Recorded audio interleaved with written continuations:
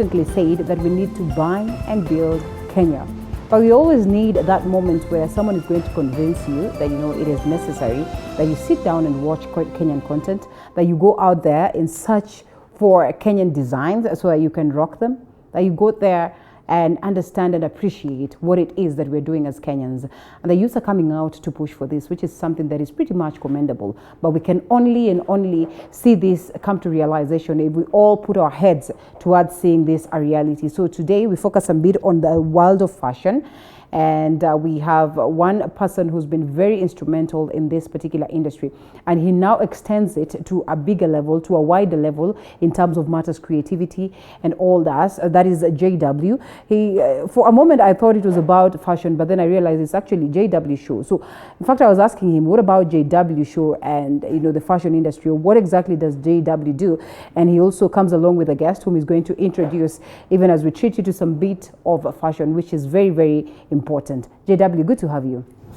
Why have you so much interest on pushing for the Kenyan brand?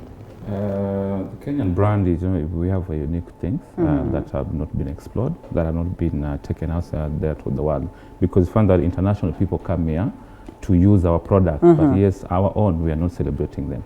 So JW is coming to support and celebrate our own things to international platform. Yes. All right, that's amazing. It's been a hard task. It has. I've known you for years now, and for sure you're still pushing for the same thing up until today, years down the line. And I'd ask, why is it? But before that, let's first of all introduce the guest of the day also, who's a fashion designer, right? Yeah. Okay, what's your name? I'm Steven Kagera Mwangi, a fashion designer. All right. Yeah. Okay, what gets you working with JW? Okay, first of all, I came to realize that in the Kenyan industry, it has not been, lately it has not been appreciated as much. But when you find someone who is working toward the same goal that you have, it's good when you come together, because togetherness, it brings a lot of great things happening together. Yeah. I get tired on his behalf, because I'm thinking Kenyans are those ones that have really locked their brands, like tusumbue, tunataka kwenda kusikiza bongo, hatutaki kusikiza genge yetu, gengetoni yetu, ama local zetu. Like, we want to watch Nigerian movies, we do not want to watch anything Kenyan movie. We want to rock Ankara that is made from I don't know where, as opposed to doing Ankara that is done from home. JW. What keeps you pushing? Why is it that you've always focused on this? And all these years, why is it that we're not achieving this aspect of buy Kenya and build Kenya? We are yet there. We finally will achieve this, because that's it's normally said consistently the key to make something being appreciated. So the reason I'm still here is because we have not achieved yet, but we're on that goal. Yeah. That's why we really looking forward to working with designers who are creative, designers who produce quality. We're looking for people who know the texture of these fabrics. So once you identify all these things that are happening and you work towards it, trust me, we'll deliver. And you can see now Africa is now looking towards working with people in Kenya. Yeah. We've partnered with international organizations that are recognizing the designers, such as Steve, who are really good and creative and producing quality products to even set now the people. So as we normally work, the hashtag is always made in Kenya by Kenyans. Right. So we have to market this thing so that even the audience can now gear up and turn towards now seeing what the local product is all about. Steve, how do you suppose that people are receiving this? Now that you said it is always incredible to find someone who shares the same vision with you. Do you suppose Kenyans are welcoming, products by Kenyans, are celebrating or even embracing what it is that is being made by Kenyans? Actually, it's a good thing, because people have started embracing the made in Kenya by Kenyans. Yeah. And just to mention a small point, our president has been very supportive on the made in Kenya by Kenyans. Yeah. Because there's this one time he brought the perspective of that every civil servant at one day of the week they must wear anything made in Kenya by Kenyans. So Kenyans are welcoming it, and it's a good trend. It's something that I'm loving as a fashion designer, because it's good to me, and it's a good thing. Yeah, so Kenyans are embracing it. All right. Yeah. Well, that one day was Friday. and the excitement was real. I remember the office that I was working with when, then we were very excited, and every other Friday for like about 3 months, we did that diligently, only to forget the whole entire thing. Are we making gains, or tunafanya step moja mbele, tunarudi mbili nyuma? The reason being is sometimes people get tired is because the more you market it, the more people will embrace it. But if you relax again, people will forget about it. So it's the reason why we at the W Show, we're insisting of let's do this, let's mentor designers, let's tell them how to handle this production company. So the more you set for, the more you organize your company, having marketing plans, having now the team to help with marketing, the more people will embrace and will hear more about, now let's wear Kenya, let's support our local. But ikikuwa ni kidogo kidogo, guys, Kenya, watasahau tu. Technology then comes in as a very instrumental, or something that is very instrumental in selling the product, in marketing the product, so to speak. How has it worked for you in terms of e-commerce business, in terms of pushing these brands online? I mean, this way you're able to reach out very many people in comparison to back then when they were starting. It was a hassle because you can only reach the people that are within you, and you depend on word of mouth and everything. But today technology is here with us. Yeah, actually technology has on my side as a designer, it has helped me a lot, because you find, let's say I make a good outfit, and I have good photos of the outfit, and I place it out there on the social media handles, let's say Instagram, Facebook, Twitter, and people get to like it. And when people get to like it, they'll come looking for it, because most definitely you must look for something that is good. So they'll come looking for it, and for me, I'll end up benefiting, and it will be a good stand for me. All right. Well, the global fraternity, so to speak, and when you're talking about the creative industry in general, then we'd want to have a scenario where, in as much as we're advocating for buy and build Kenya, we are looking at the bigger picture. Like, how can we have our products reach the global market? How can we have designers, that are being celebrated from Kenya across the global fraternity? Do you suppose much is being done towards that, or maybe we have failed on that, and that's the reason why it becomes even hard for us to sell what it is that we have within ourselves? Actually, we've failed a bit. The reason being because the creative sector is so big, and this year actually for JW Show we're working as the theme is film, fashion, and music. You find that there's really now the Kenya music content is really growing, and we are calling them to, let's work as a team.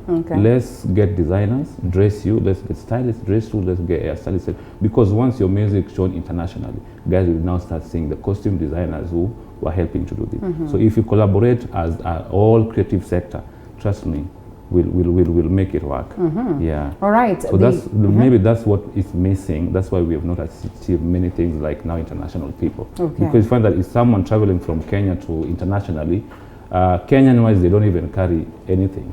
They just carry the mtumba or the already made product. But you see other people, artists, if they are going to perform even internationally, there's a stylist, there's a wardrobe, there's a makeup artist, there's a photographer. But here you see, we've not yet reached to that point. Okay.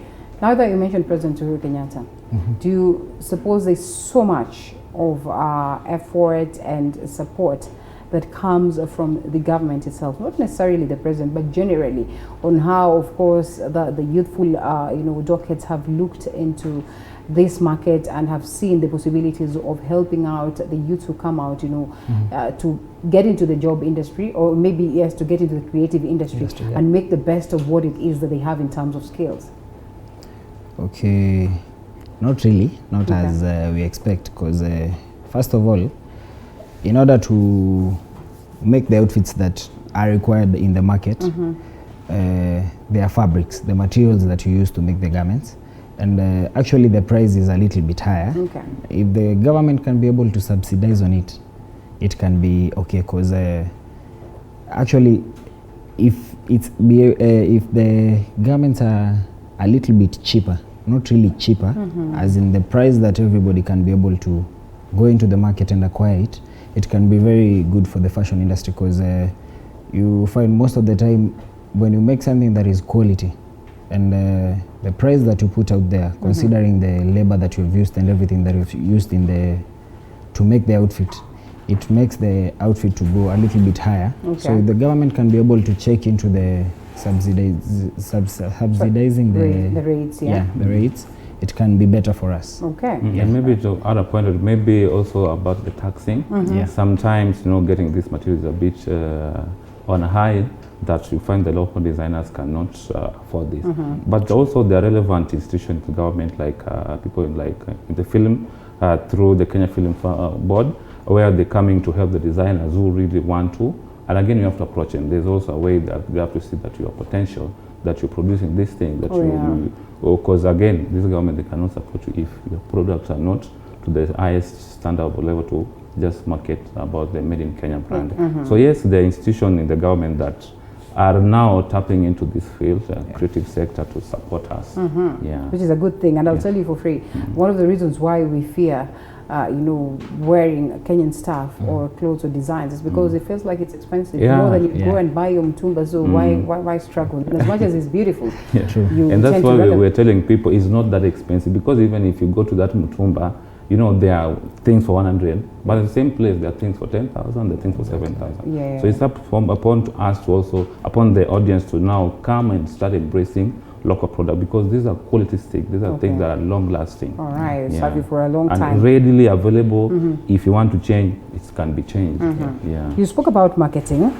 Before we take a look at what it is that Steve brings for us this morning, what other angles of marketing can be tapped into? Because you say that marketing is crucial, and we are a little bit relaxed when it comes to the aspect of marketing. Let's overlook the social media platform. Generally, how best can one get their product out there?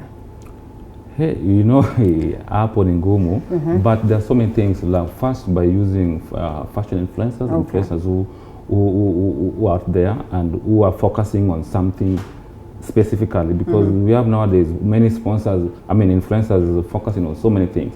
But if you look at the people in the fashion industry who are fashion influencers, people can bring you numbers. Because again, we want something, if they say about Linda, tomorrow guys will, hey, who is this Linda? Will come here. So fashion influencers, and then attending events. This time where we have now, like JW is coming, you really need to go there, dress well, and have a mind to just network. Some people say that it's pretty much a hassle to even set up a show like JW. It's crazy. It is crazy. I do not know what keeps you going, but then again, I'll tell you that is a form of marketing that is huge, but it is one that very many people run away from because it is a hassle, like you rightfully put it. Ni kubaya huko. Ni kubaya. Inahitaji nguvu. Inahitaji nguvu, maombi. It requires hata kama utaki. Because you just have to get saved so that God can help you. But it works. It works. If you do it right and have the right team and have the good designers, good models, just as we have, and just the right team of marketing, trust me, it will come out. Because it's been a journey. When we started with Lao, 50 people. Now we always sold out. Wow. Yeah. Every time there's a ticket. Every time there's a show, it's always sold out. And this year we are sad because there are government restrictions, where you find that we normally have 2,000 packs, but now it's up to 300. Oh, so it's limited number. It's limited, so first come, first serve. I hope I am part and parcel of this first come and first serve. What do you bring us today in terms of models and in terms of the fashions that you presented us this morning? Okay, so basically during this COVID period, our aviation industry was highly affected. Yeah. So we considered looking into the aviation industry. Okay. And for my models, outfit number 1 can hold it right there. Okay, so that's where the models will be going. Okay. So she is a captain. Captain. Yep. Okay. And in real life, she's a captain. Oh yeah. Yes. Oh nice. What's her name? Sheila Coco. All right. She's simply dressing up what it is that she is. Exactly. Yes. Okay. And considering the fact that our flights were for a certain period, they were not allowed to operate. Yeah. We consider that if they are given a chance to go back, we should put up the measures that the government has said. Okay. And we came up with a very good mask, and we upgraded the outfit that they used to wear. So if you are a passenger and you are going on a flight with such a captain, I don't think you will exactly. You will be very much confident that you're safe. Yeah. That's incredible. So basically that's our outfit number 1. Okay. Yeah, Outfit number 2. Outfit number 2. Okay. We're waiting for it. What about it? Outfit number 2 basically is the air hostess. Wow. As I had said earlier, we are going to major on the aviation industry. Okay. That's our air hostess. And considering that the air hostess usually deal with the crowd and the passengers, we came up with a design, the outfit that you can see on the outside. Right. It's a protective gear. Okay. In case she goes out serving the drinks and everything and dealing with the passengers, she'll be safe and you'll be safe. Okay. Yeah, so that's basically what we came up with. And when she goes back to the cabin crew, she can remove the upper outfit. The upper bits. Yeah. Okay. And basically she has maintained the glam that the air hostess always have. Incredibly good. What's her name? Anne Amondi. Anne Amondi. I even forgot the name of the other one. That was a tricky name. Shili Mukoko. All right, okay, but that's pretty much beautiful. For the very first time, it's not the first time that I'm hosting, fashionistas on board, but I get unique styles about the aviation industry. Would ever imagine that, you can still look stylish, even when at work. Yeah. All right, so we have another one. Okay. Our outfit number 3. Outfit number 3. Yeah, during this period, most of the youths are considering looking stylish. Yes. And we came up with a streetwear. Nice. That basically fits what they think they should be looking like. Okay. So that's a streetwear. Right. And it basically makes him look like the gentleman that he should. Yeah. Okay. So basically it's a streetwear. Nothing much, nothing more. All done by you? Yeah. All right. What's your fashion name again?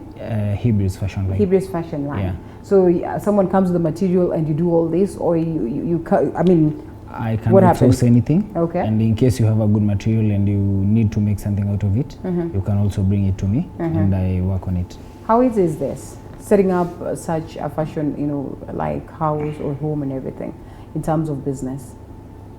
Come up again. How easy is it to set up, like someone would be looking at you and they say, I want to be a designer and I want to set up my own cloth line and all that. Is it an easy thing? Are there processes that we probably need to know? Actually, it's not easy. Okay. But as long as you have a passion, you can achieve anything that you want. But it's not easy. Yeah. All right. What's his name? That is Cliff Maggetto. Cliff Maggetto. Maggetto. Yeah. All right, that's incredible. I guess we only have 3 today. Yeah. Which is okay, fair enough, because time would not allow us to have more than that. But JW, yes. We cannot just be telling people that ni ngumu sana, ni ngumu sana. We either have to tell them ni ngumu sana because of this and this and this, ama ni ngumu sana not because of this and this and this. Yeah. Yeah, so basically if I take it back to how you can start a business, you need to have all your documents together. You need to register an account, you need to form your production, you need to know the quality, how much this fabric costs. So setting up a production is pretty much expensive. But you can start somewhere. But even the machine itself, it's very expensive. Right. Yeah, but we have fashion institutions which provide these courses that are affordable, so very affordable that if you want to be a designer, you can just apply, and then we have like a Delight institution just based in town. You apply, you get accepted, and it's affordable. Yeah. So very affordable, so that you can just go there and get to know more about fashion industry. Incredible. And sijui kama mliomba vizuri tu asubuhi, but all the singles I always like kama zimesema tumalize.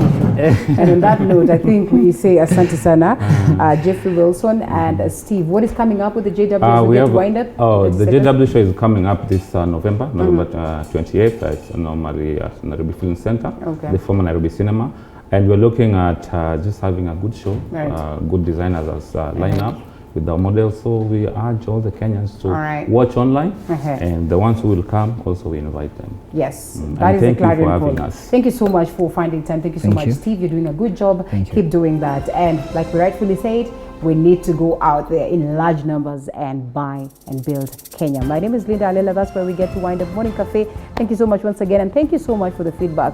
Bye-bye.